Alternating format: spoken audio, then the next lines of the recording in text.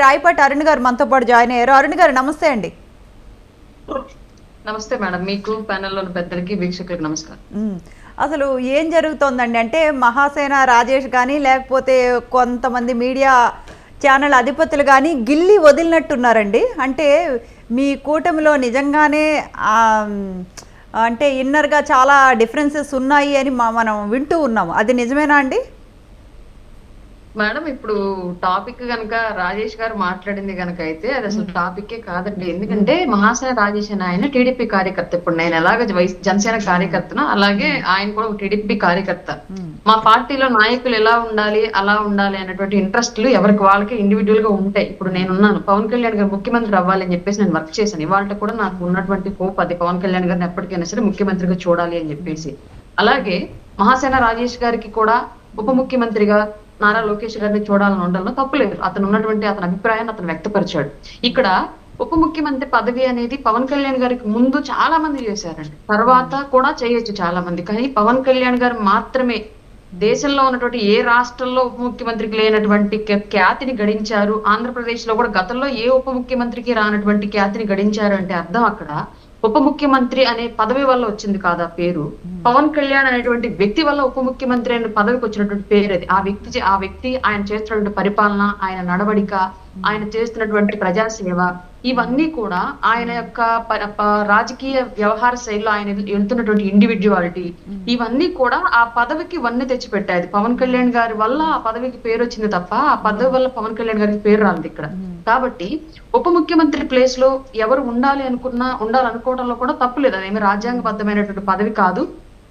కేవలం పార్టీలో ఉన్నటువంటి అధిష్టానాలు ఇచ్చేటువంటి గౌరవంతో వచ్చేటువంటి పదవి అది. క్లియర్ గా జగన్మోహన్ రెడ్డి గారి టైంలో నలుగురికి ఇచ్చినట్లున్నారు నాకు తెలిసి, కులాల సమీకరణాలతోటి అన్ని కులాలకు మేము పదవులు ఇచ్చాము అని చెప్పుకోవడానికి, కులాలను మోసం చేయడానికి ఒక విధానాన్ని అమలు పరుస్తూ 4 ఉప ముఖ్యమంత్రులు పెట్టుకున్నారు వైఎస్ జగన్మోహన్ రెడ్డి గారు ఆ రోజుల్లో. కానీ ఏ ఉప ముఖ్యమంత్రి కూడా టక్కన పేర్లు అడిగితే 4 పేర్లు వాళ్ళ ప్రభుత్వంలో ఉన్నటువంటి నాయకులు కూడా చెప్పలేని సిచ్యువేషన్.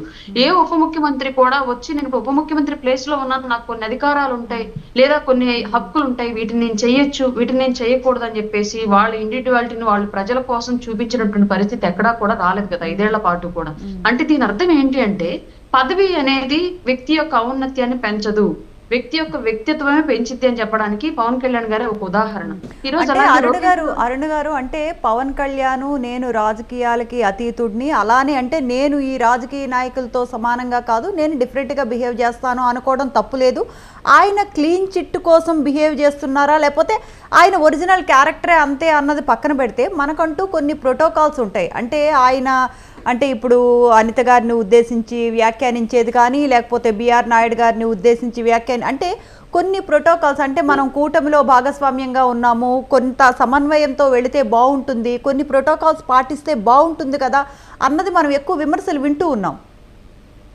ప్రోటోకాల్స్ అనేవి ప్రజాస్వామ్యబద్ధమైనటువంటి పాలన చేస్తున్నప్పుడు అందరూ కూడా అదే.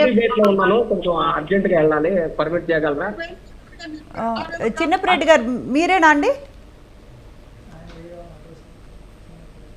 చిన్నపరెడ్డి గారు రైట్, మ్యూట్లోకి వెళ్ళింది. అరుణ్ గారు మీరు కంటిన్యూ చేయండి.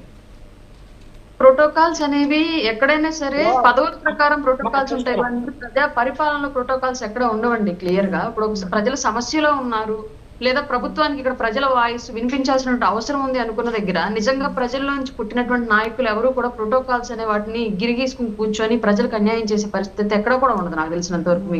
నేను చూసినటువంటి రాజకీయాల్లో క్లియర్ గా ఇవాళ పవన్ కళ్యాణ్ గారు అదే అమలు చేస్తూ ఉన్నారు. ఏదైతే మనం కూటమి అధికారంలోకి వచ్చే ముందు ప్రజలకు హామీ ఇచ్చాము, ట్రాన్స్పరెన్సీ గవర్నెన్స్, క్లియర్ గా పొలిటికల్ అకౌంటబిలిటీ, వీటన్నింటికి సంబంధించి పవన్ కళ్యాణ్ గారు 100% ఆయన ఇచ్చినటువంటి హామీలను ప్రభుత్వం యొక్క సహాయ సహకారాలతో తూచా తప్పకుండా పాటిస్తున్నారు. ఇందులో ఎవరికి ఎలాంటి సందేహాలు అవసరం లేదండి.